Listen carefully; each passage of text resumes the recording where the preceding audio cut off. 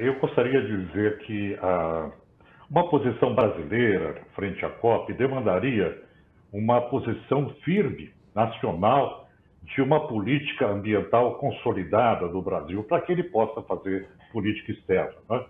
E, nesse momento, o Brasil vai para Sharm el-Sheikh, para o Egito, de mãos vazias, porque não fez a lição de casa durante tanto tempo, o que é comprovado pelo desmatamento da Amazônia, que continua crescendo dentro de uma série histórica, não é? E queria ressaltar também que o cenário internacional, o cenário geopolítico hoje, é um cenário muito adverso em função de vários fatores. Primeiro, pela perda do multilateralismo colaborativo global.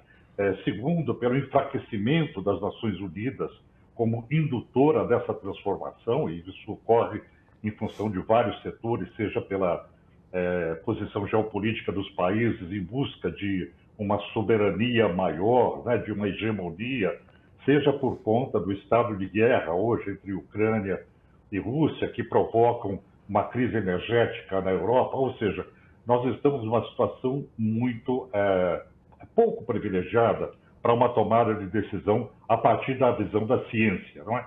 Mas é esse o objetivo de decisões bem informadas que a COP deve perseguir. E, infelizmente, o que nós temos hoje é esse estado de emergência climática que exigiria uma potencialização dessa visão colocada pelo MAP Biomas, que é uma visão técnico-científica e que ela consegue mensurar os problemas territoriais, né?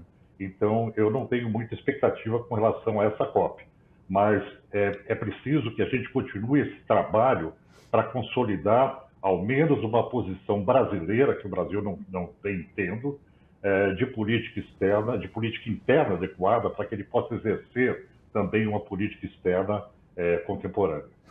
Só para pegar o gancho, a gente está vendo, por exemplo, a tecnologia que o MAP Biomas oferece, né? E o Carlos disse que a gente chega meio desfalcado na COP27. O Brasil está, entre aspas, e falando português, claro, popular, a gente está mal na fita lá fora, né? Em termos de proteção ao meio ambiente, e tecnologia para isso a gente tem, é isso, Marcos? Tecnologia a gente tem, informação a gente tem e lei a gente tem. Então, as leis realmente estão muito boas. Informação, hoje a gente sabe cada polígono que foi desmatado, a gente sabe quem fez, sabe a propriedade que desmatou, tudo público, disponível no site, o código de cada propriedade, e o que falta é ação. Então, o governo realmente desmontou toda a estrutura federal, a gente está dependendo muito dos estados, a gente tem trabalhado muito com articulação para que os estados façam todo o processo, rever suas autorizações, rever autuações, rever embargo. O Ministério Público é um parceiro excepcional. Então, a gente tem trabalhado com a sociedade civil, os bancos, para que não financiem essas áreas desmatadas, mas falta uma coordenação do governo federal, que tem uma visão muito atrasada.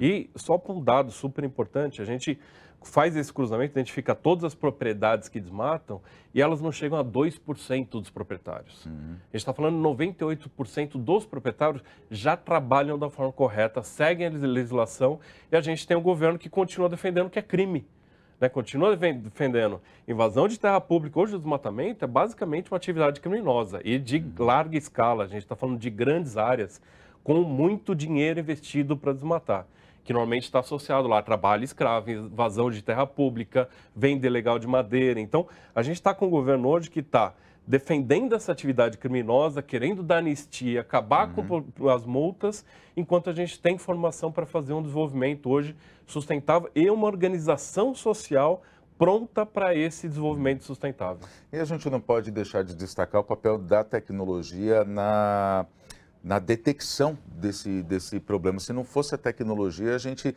poderia estar numa situação ainda muito pior, né? A gente tem um governo, enfim, que não segue a risca, ou aliás, nem segue, né? O que deveria fazer para evitar desmatamento, para evitar a destruição do meio ambiente. Mas se não fosse a tecnologia, isso não chegaria, talvez, nem a conhecimento público, é isso, né? A tecnologia, ela hoje permite identificar o problema. Esse é o primeiro passo.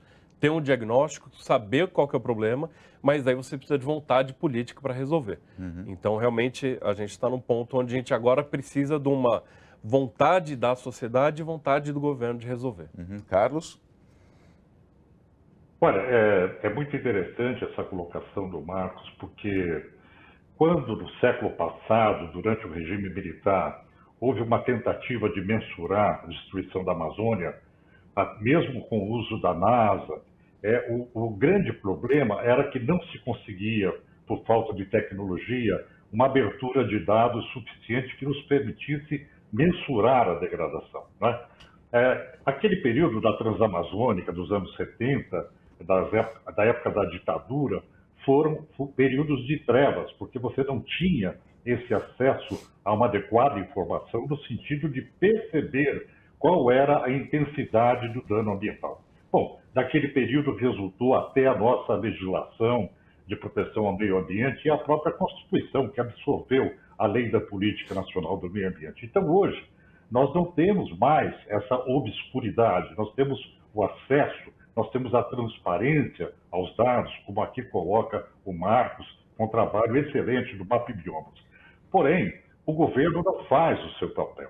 Não faz porque ele reduziu a possibilidade de aplicação de multa, retirou a fiscalização de campo, adotou um processo de fiscalização insuficiente, retirou a capacidade do Fundo Amazônia de investir adequadamente nas comunidades, ou seja, todos aqueles elementos de controle social que eram possíveis de políticas públicas já construídas, o governo atual paralisou e apresenta uma simpatia incompreensível e inaceitável com os setores da degradação. Então, quando você olha para esse quadro hoje, você vê que no arco da Amazônia você tem extrações de bilhões de reais ilegais de ouro, que você tem invasão de terras indígenas, que você tem na Amazônia 1.250, 1.260 campos de pouso clandestinos, 3 milhões de quilômetros quadrados de estradas clandestinas, você percebe claramente que não há vontade política de conter um estado enorme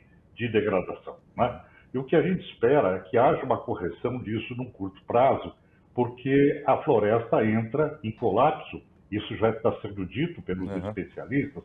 A doutora Luciana Gatti coloca claramente essa perda de possibilidade da floresta de manter a sua condição vital, né? Então, nós estamos no estado de emergência climática, precisamos da Amazônia e a Amazônia também entrando em colapso. A situação é bastante complicada.